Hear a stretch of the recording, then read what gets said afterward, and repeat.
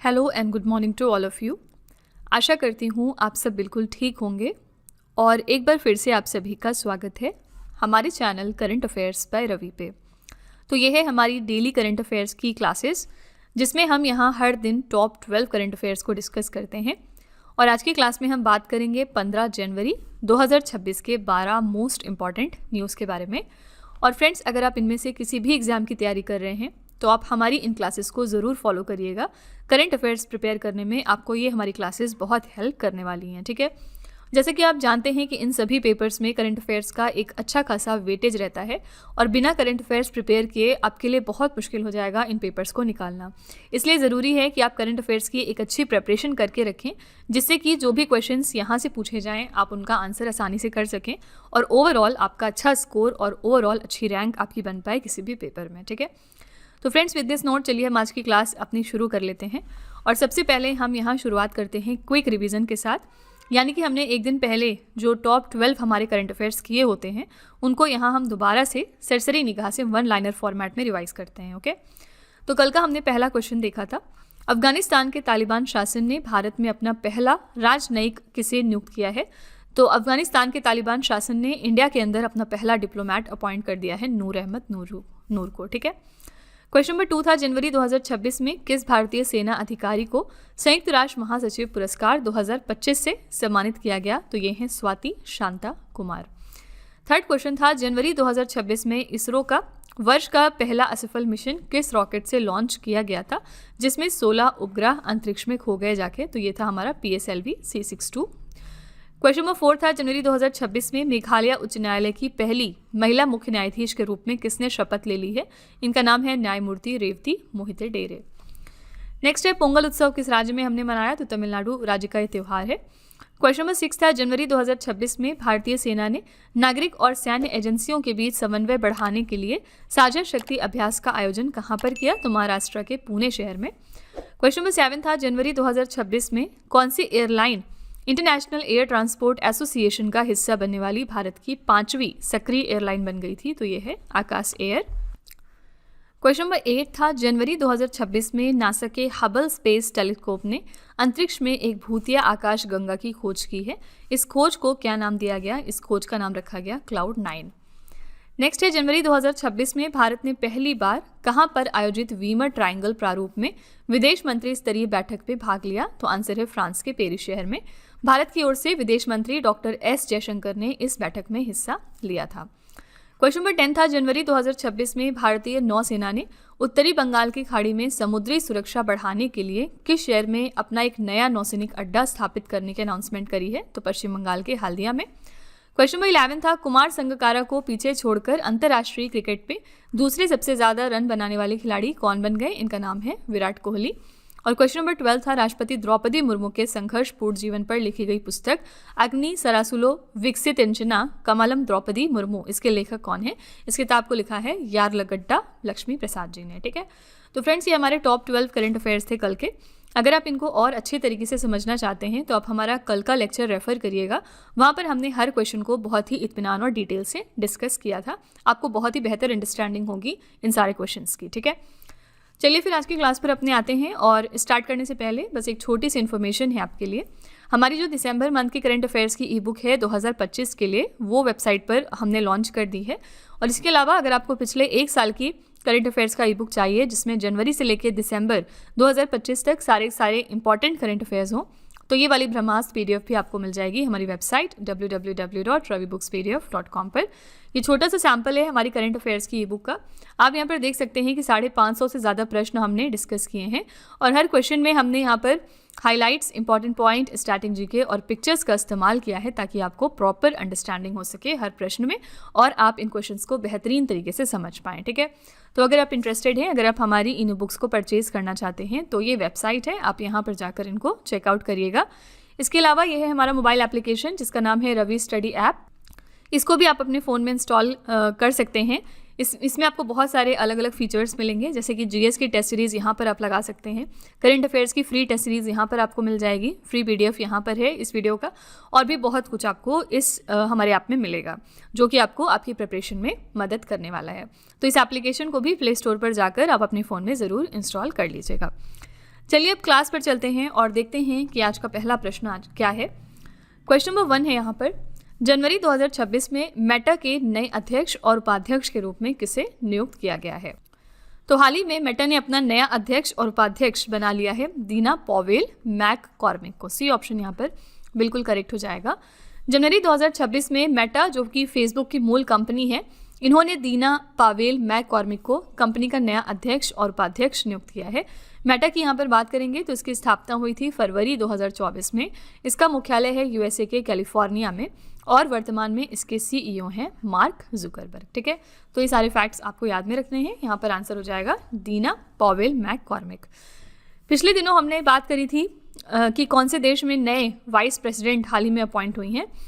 तो ये बात हम कर रहे थे वेनेजुएला देश की। हमने बात करी थी कि यूएसए ने हाल ही में अटैक किया था वेनेजुएला के ऊपर, जिसके बाद जो यहाँ के प्रेसिडेंट थे, इनका नाम था निकोलस मादुरो, इनको इन्होंने बंदी बनाया और एज अ रिजल्ट यहाँ पर प्रेसिडेंट की कुर्सी खाली हो गई, जिसको फुलफिल किया यहाँ पर वाइस प्रेसिडेंट ने और इनका नाम था डेल्सी रॉड्रिगेज। ठीक है, तो ये फिलहाल प्रेसिडेंट हैं वेनेजुएला देश के लिए। ठीक है, तो ये सारी बात हम ऑलरेडी कल के लेक्चर में कर चुके हैं।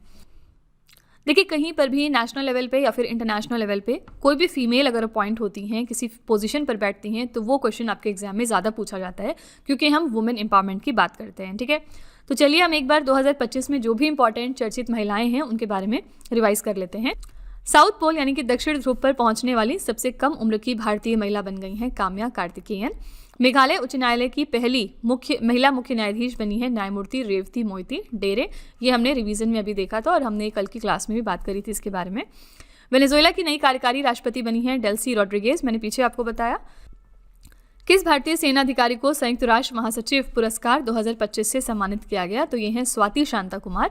रेलवे सुरक्षा बल की पहली महिला महानिदेशक बन गई हैं सोनाली मिश्रा। यूक्रेन देश की नई प्रधानमंत्री बनी हैं यूलिया स्विरिडेनको। मिस वर्ल्ड 2025 का ताज पहना है सुजाता चवांगश्री ने, ये थाईलैंड देश को बिलोंग करती हैं। माउंट एवरेस्ट फतह करने वाली सीआईएसएफ की पहली महिला अधिकारी बन गई हैं गीता सामोता। विश्व खाद्य पुरस्कार 2025 की महिला विजेता बनी है डॉक्टर मारियंगेला हंगरिया। यूरिका फोर्ब्स ने अपना ब्रांड एम्बेसडर बना लिया है श्रद्धा कपूर को। ठीक है, तो ये कुछ इंपॉर्टेंट फीमेल पर्सनालिटीज़ हैं जो न्यूज़ में आई हैं 2025 में, इनके बारे में आपको ध्यान में रखना है। क्वेश्चन नंबर 2 है, 98वें ब्रिक्स शिखर सम्मेलन 2026 की मेज़बानी कौन सा देश करेगा? 2026 में जो ब्रिक्स समिट है, इसको कौन सा देश है जो होस्ट करने वाला है?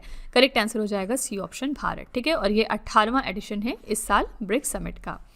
ब्राज़ील ने आधिकारिक तौर पर 2026 के लिए ब्रिक्स की अध्यक्षता भारत को सौंप दी है। विदेश मंत्री डॉक्टर एस जयशंकर ने नई दिल्ली में ब्रिक्स 2026 के आधिकारिक लोगो और वेबसाइट का अनावरण किया है। ठीक है, लोगो इसका क्या है? कमल और नमस्ते। इसके लिए विषय रखा गया है लचीलापन, नवाचार, सहयोग और स्थिरता। भारत ने इससे पहले कब ब्रिक्स की मेज़बानी की है? तो 2012 में पहली बार, फिर 2016 में, इसके बाद 2021 में। ठीक है, तो ये चौथी बार हो रहा है जब हम ब्रिक्स शिखर सम्मेलन को होस्ट करेंगे 2025 में। ठीक है, तो यहाँ पे करेक्ट आंसर है सी ऑप्शन इंडिया।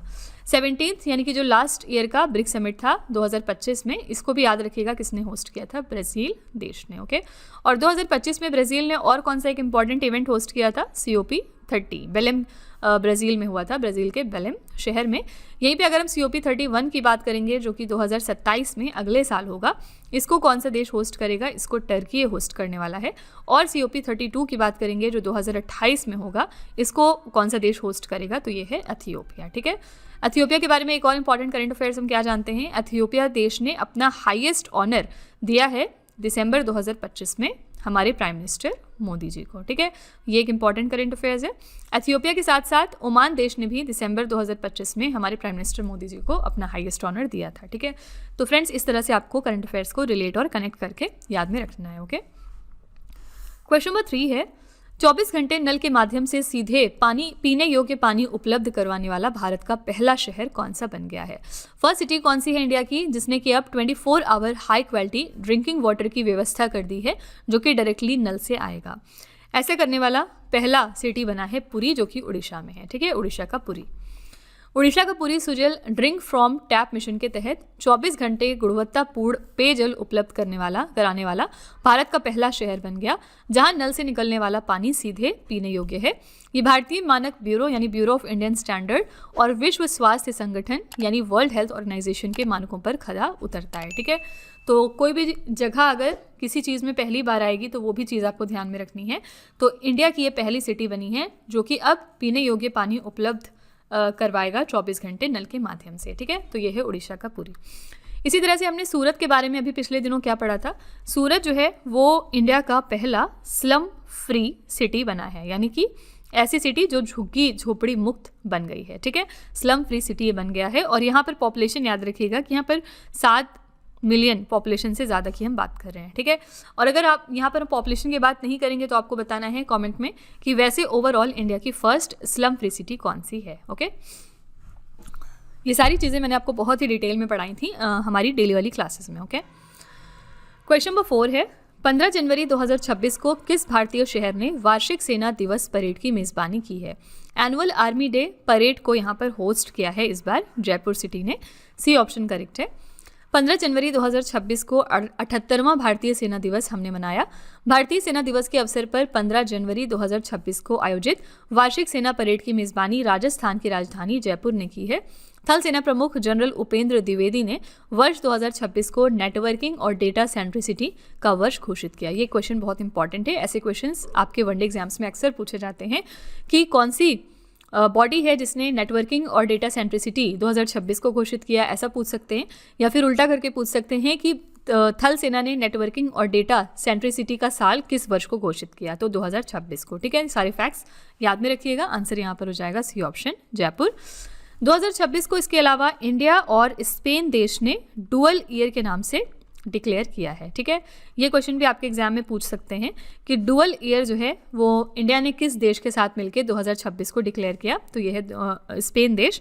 और इसी के साथ स्पेन के साथ हमारे 70 साल डिप्लोमेटिक रिलेशंस के कंप्लीट हो गए हैं और अब हम कल्चर, टूरिज्म और आर्टिफिशियल इंटेलिजेंस में फर्दर कोऑर्डिनेशन बढ़ाएंगे अपना। ठीक है, तो याद रखिएगा इंडिया और स्पेन ने 2026 को डिक्लेयर किया है एज द डुअल ईयर यानी दोहरा वर्ष। ओके, क्वेश्चन नंबर 5 है, जनवरी 2026 में भारत में संयुक्त राज्य अमेरिका के नए राजदूत के रूप में किसने पदभार ग्रहण कर लिया है? तो नए यूएस एम्बेसडर टू इंडिया कौन बन गए हैं? इनका नाम है सर्जियो गोर। सी ऑप्शन यहाँ पर बिल्कुल सही है। अमेरिका ने अक्टूबर 2025 में ही सर्जियो गोर को भारत का अपना राजदूत नियुक्त किया था। हालांकि 3 महीने बाद उन्होंने 12 जनवरी 2026 को भारत में अमेरिकी दूतावास में कार्यभार संभाल लिया है। सर्जियो गोर का जन्म हुआ था उज्बेकिस्तान की राजधानी ताशकंद में। ठीक है, तो फिलहाल बस ये इंपॉर्टेंट है आपके लिए याद रखना कि हमारे नए यूएस एम्बेसडर टू इंडिया कौन बन गए हैं। इनका नाम है सर्जियो गोर। ओके, यूएस के बारे में एक इंपॉर्टेंट करंट अफेयर्स हम क्या जानते हैं। यूएस जो है 2026 में G20 के लिए होस्ट है। ठीक है, और G20 के लिए 2025 में कौन होस्ट था? ये था साउथ अफ्रीका। तो इस साल G20 जो एक बहुत ही इंपॉर्टेंट ग्रुप होता है, इसकी मेज़बानी किसके पास है? यूएस के पास। ओके, यहाँ पर हमने यूएसए की बात की, तो चलिए हम थोड़े से फैक्ट्स देख लेते हैं संयुक्त राज्य अमेरिका के बारे में। इसकी राजधानी है वॉशिंगटन DC। मुद्रा यहाँ पर चलती है अमेरिकी डॉलर। कौन से महाद्वीप में स्थित है? उत्तरी अमेरिका में। इसके 47वें नंबर के राष्ट्रपति हैं डोनाल्ड ट्रंप। संयुक्त राज्य अमेरिका ने किस वर्ष में एक लोकतांत्रिक संविधान को अपनाया था? तो 1787 में।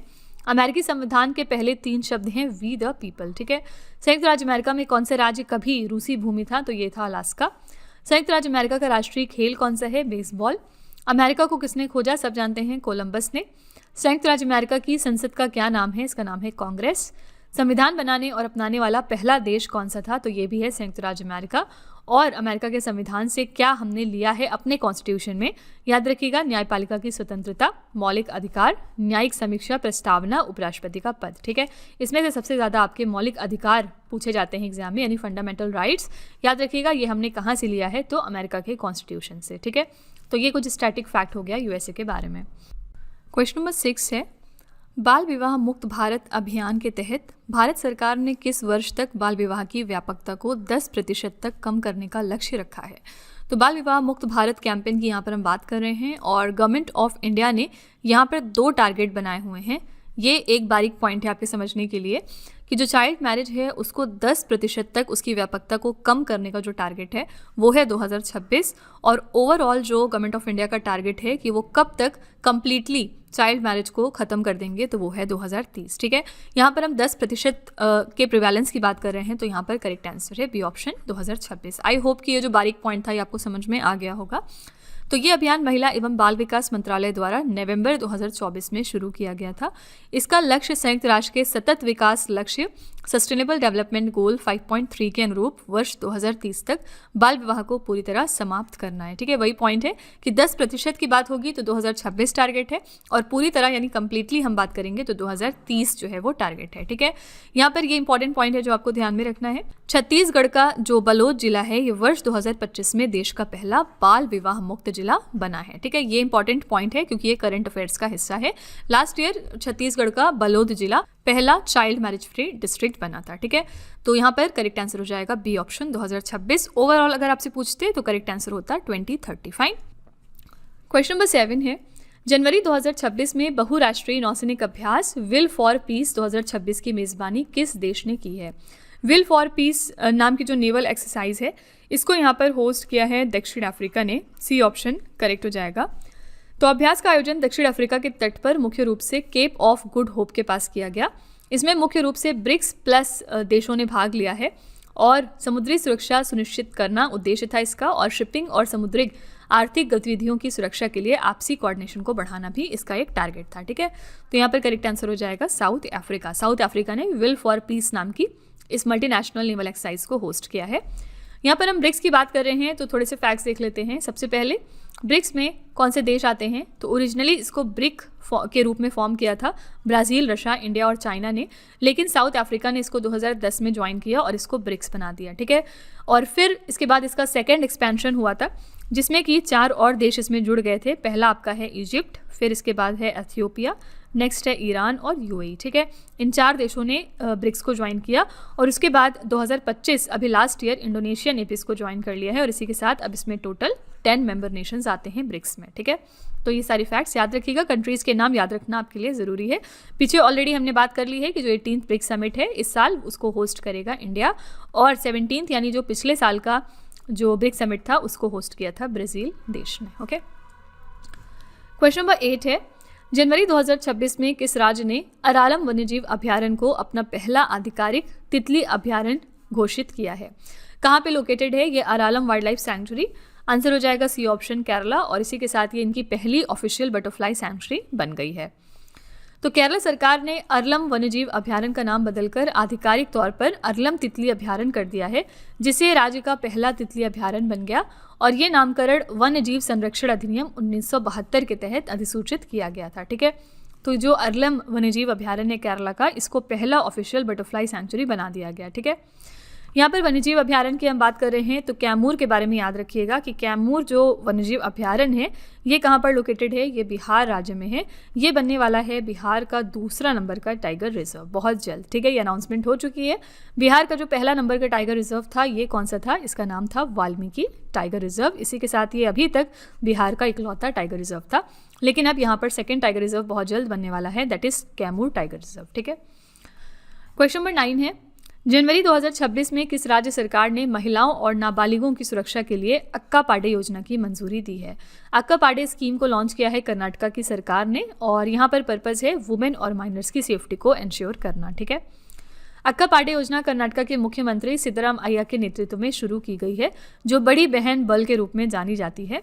इस योजना का मुख्य उद्देश्य क्या है? महिलाओं और नाबालिग लड़कियों के खिलाफ होने वाले अपराधों जैसे कि हिंसा, उत्पीड़न, शोषण और बाल विवाह इसको रोकना। ठीक है, तो अक्का पाडे स्कीम जो है वो कर्नाटका सरकार की है, और यहाँ पर उद्देश्य है वुमेन और माइनर्स की सेफ्टी को इंश्योर करना। ठीक है, यहाँ पर हम कर्नाटका के बारे में बात करेंगे तो 2025 का एक इम्पॉर्टेंट करंट अफेयर्स क्या है कर्नाटका के बारे में। कर्नाटका पहला राज्य बना है पूरे इंडिया का जिसने कि पीरियड लीव की शुरुआत की है। ठीक है, तो ये भी आप देख सकते हैं कि वुमेन सेफ्टी के लिए वुमेन को एम्पावर करने के लिए ही किया गया है। तो इस चीज़ में कर्नाटका काफ़ी ज़्यादा आगे होता जा रहा है। पीरियड लीव का मतलब क्या है कि मेंस्ट्रुअल साइकिल के दौरान सभी फीमेल को महीने में एक छुट्टी दी जाएगी, ठीक है। और नो मैटर कि चाहे वो गवर्नमेंट एम्प्लॉय हो चाहे वो प्राइवेट एम्प्लॉय हो, दोनों ही सेक्टर में एक दिन की छुट्टी अब फीमेल को इंश्योर की जाएगी। इसी के साथ ये पूरी 12 छुट्टी बनती हैं पूरे साल की। ओके, क्वेश्चन नंबर 10 है, भारत का पहला पैरों वाला मोबाइल मैनिपुलेटर स्कॉर्प किस संस्थान द्वारा लॉन्च किया गया? ये इंडिया का पहला लेग्ड मोबाइल मैनिपुलेटर है स्कॉर्प, और इसको लॉन्च कर दिया है IIT कानपुर ने। बी ऑप्शन यहाँ पर सही है। स्कॉर्प का पूरा फुल फॉर्म क्या है? स्वदेशी कॉग्निटिव रोबोटिक प्लेटफॉर्म। और भारत ने IIT कानपुर की एक्सटेरा रोबोटिक्स द्वारा विकसित अपना पहला लेग्ड मोबाइल मैनिपुलेटर स्कॉर्प लॉन्च कर दिया है। इसका उपयोग रक्षा, आपदा प्रबंधन और औद्योगिक निरीक्षण जैसे क्षेत्रों में किया जा सकता है जहां पहिए वाले रोबोट नहीं पहुंच सकते हैं, ठीक है। तो ये इंडिया का पहला ऐसा लेग्ड मोबाइल मैनिपुलेटर है स्कॉर्प, और इसको लॉन्च कर दिया है IIT कानपुर ने। बी ऑप्शन यहाँ पर करेक्ट है। IIT मद्रास के बारे में अभी 2026 में एक रिसेंट करंट अफेयर्स हमने क्या पढ़ा था? ये बनने वाला है दुनिया का पहला मल्टीनेशनल IIT, याद रखिएगा, ठीक है। दुनिया का पहला मल्टीनेशनल IIT बनेगा IIT मद्रास। क्वेश्चन नंबर 11 है, जनवरी 2026 में राष्ट्रमंडल के अध्यक्षों और पीठासीन अधिकारियों के 28वें सम्मेलन की मेज़बानी किसने करी है? ये 28 conference of speakers and presiding officers of the Commonwealth था। इसको किस कंट्री ने होस्ट किया है? आंसर हो जाएगा यहाँ पर भारत की नई दिल्ली, ठीक है। ए ऑप्शन यहाँ पर सही है। तो ये राष्ट्रमंडल के अध्यक्षों और पीठासीन अधिकारियों का 28वां सम्मेलन था। मेज़बान शहर था इसके लिए भारत का नई दिल्ली। उद्घाटनकर्ता इसके थे खुद प्रधानमंत्री मोदी जी, और इस सम्मेलन के अध्यक्ष थे ओम बिरला, जो कि हमारे लोकसभा के स्पीकर हैं। भारत ने इस सफल आयोजन के बाद अगली अध्यक्षता यूनाइटेड किंगडम को सौंपी है, ठीक है। तो जो इसका अगला एडिशन है वो कहाँ पर होगा? यूनाइटेड किंगडम में। फाइन, तो यहाँ पर करेक्ट आंसर है ए ऑप्शन, भारत का नई दिल्ली। क्वेश्चन नंबर 12 है, जनवरी 2026 में एपिडा ने कृषि निर्यात को बढ़ावा देने के लिए अपने नए क्षेत्रीय कार्यालय का उद्घाटन कहाँ पर किया है? तो एपिडा ने अपना नया रीजनल ऑफिस हाल ही में खोल दिया है छत्तीसगढ़ की कैपिटल रायपुर में, ताकि जो इनका प्रोसेस्ड और एग्रीकल्चर फूड एक्सपोर्ट है वो बूस्ट हो सके, उसमें बढ़ावा हो, ठीक है। उद्देश्य क्या है? इस कार्यालय का मुख्य उद्देश्य है छत्तीसगढ़ के किसानों और निर्यातकों को अंतर्राष्ट्रीय बाजारों से जोड़ना, विशेष रूप से चावल, मोटे अनाज यानी मिलेट्स और वन उत्पादों के एक्सपोर्ट के लिए। यहाँ पर अपेडा की बात करेंगे तो फुल फॉर्म है agricultural and processed food products export development authority, यानी कृषि और प्रसंस्कृत खाद्य उत्पाद निर्यात विकास प्राधिकरण। इसकी स्थापना हुई थी 13 फरवरी 1986 को, और इसका मुख्यालय कहाँ पर है? नई दिल्ली में। ओके, तो यहाँ पर करेक्ट आंसर हो जाएगा छत्तीसगढ़ के रायपुर में इनका नया रीजनल ऑफिस ओपन हो गया है। फाइन, तो फ्रेंड्स ये थे हमारे टॉप 12 करंट अफेयर्स। मैं पूरी उम्मीद करती हूँ कि आपने हर क्वेश्चन को अच्छे से समझ लिया होगा और आपने हर क्वेश्चन को याद भी कर लिया होगा। चलिए फिर आपके टेस्ट पर चलते हैं, जहाँ पर हम डेली आपके लिए 3 क्वेश्चंस रखते हैं, और ये क्वेश्चंस इसी वीडियो में से होते हैं, ताकि आप खुद को एनालाइज कर सकें और ये देख सकें कि आपने कितना पढ़ा है, कितना समझा है। आज का पहला प्रश्न है, 18वां जो ब्रिक्स शिखर सम्मेलन है 2026 में, इसकी मेज़बानी कौन सा देश करेगा? दूसरा प्रश्न है, 15 जनवरी 2026 को किस भारतीय शहर में वार्षिक सेना दिवस परेड की मेज़बानी की है? ये क्वेश्चन बताना है। और तीसरा प्रश्न है, बाल विवाह मुक्त भारत अभियान के तहत भारत सरकार ने किस वर्ष तक बाल विवाह की व्यापकता को 10% तक कम करने का लक्ष्य रखा है? तो फ्रेंड्स ये 3 क्वेश्चंस आपके लिए हैं एज अ होमवर्क, और इनका जो जवाब है वो आपको कमेंट में जाके लिखना है। इसी के साथ हमारी क्लास यहाँ पर एंड होती है। मैं पूरी उम्मीद करती हूँ, आई रियली होप कि आपको हमारी क्लास पसंद आई होगी। आप अपना फीडबैक कमेंट में ज़रूर लिखिएगा जाके, और साथ ही अगर आपको लगता है कि इसमें कुछ इंप्रूवमेंट होना चाहिए तो आप वो भी कमेंट में लिख सकते हैं। अभी कुछ दिनों पहले आपने जो जो इंप्रूवमेंट्स बताए हैं, हम कोशिश कर रहे हैं उसको इम्प्लीमेंट करने की, ठीक है। तो फ्रेंड्स इसी तरह के बेस्ट क्वालिटी कंटेंट और अच्छी प्रिपरेशन के लिए आप हमारे चैनल के साथ जुड़े रहिए। मिलते हैं अगली क्लास में एक और इम्पॉर्टेंट टॉपिक के साथ। Till then stay tuned. Thank you so much for watching. Also don't forget to like, share and subscribe our channel. Friends यहाँ पे वीडियो को एंड करने से पहले मैं आपको एक छोटी सी इन्फॉर्मेशन दे दूँ कि अगर आप इंग्लिश मीडियम में ज़्यादा कंफर्टेबल हैं, यानी कि अगर आप करंट अफेयर्स को और स्टैटिक जीके को इंग्लिश मीडियम में पढ़ना प्रेफर करते हैं, तो इसके लिए आप हमारे चैनल रवि अदिति क्लासेस को सब्सक्राइब कर सकते हैं। इसके अलावा अगर आपको बुक्स चाहिए प्रिंटेड फॉर्मेट में, तो ये आपको मिल जाएगी हमारी वेबसाइट www.raviaditipublication.com पर, और ये आपके घर तक भी डिलीवर की जाएंगी। तो फिलहाल आपके लिए हमने लॉन्च किया है जीएस का 1 लाइनर 25,000 प्लस एग्जाम फैक्ट का बुक, जहाँ पर सभी इंपॉर्टेंट क्वेश्चंस को हमने कवर किया है। साथ ही यहाँ पे आपको जनरल साइंस, जीके और एनसीईआरटी के नोट्स वगैरह भी मिल जाएंगे। इसके अलावा अगर आपको ई बुक्स चाहिए तो ये आपको ईमेल के थ्रू इंस्टेंटली डिलीवर की जाएगी और ये मिलेगी आपको हमारी वेबसाइट www.ravibooks.pdf.com पर। तो यहाँ पर आप देख सकते हैं कि जनवरी से लेकर मई यानी कि लास्ट 5 मंथ का करंट अफेयर्स का ई बुक हमने लॉन्च किया है आपके लिए। इसके अलावा मंथली और ईयरली ई बुक्स भी मिल जाएंगी। साथ ही 11,000 प्लस GK GS का बुक भी आपके लिए अवेलेबल किया गया है। ठीक है, तो अगर आपको इनमें से कोई भी ई बुक चाहिए तो इस वेबसाइट पर जाके आप इनको परचेज कर सकते हैं। साथ ही ये हमारा मोबाइल एप्लीकेशन है जिसका नाम है रवि स्टडी ऐप। अगर आपको इस वीडियो का फ्री PDF चाहिए तो आप यहाँ पर जाके इसको डाउनलोड कर सकते हैं। इस एप्लीकेशन में और भी चीज़ें हैं आपके लिए, जैसे कि GS की टेस्ट सीरीज़, करंट अफेयर्स के नोट्स, यूट्यूब के वीडियो नोट्स, करंट अफेयर्स की ई बुक्स, GK GS की ई बुक्स एट्सेट्रा। ठीक है, तो आप इस एप्लीकेशन को डाउनलोड करके फर्दर एक्सप्लोर कर सकते हैं। और सभी वीडियोस और ई बुक से रिलेटेड जो अपडेट्स हैं वो आपको मिलेगी हमारे Telegram channel current affairs by Ravi पर। तो इसको भी आप ज़रूर ज्वाइन कर लीजिएगा जिससे कि आप हमारे सारे न्यू लॉन्चेस से अपडेटेड रहें। ठीक है।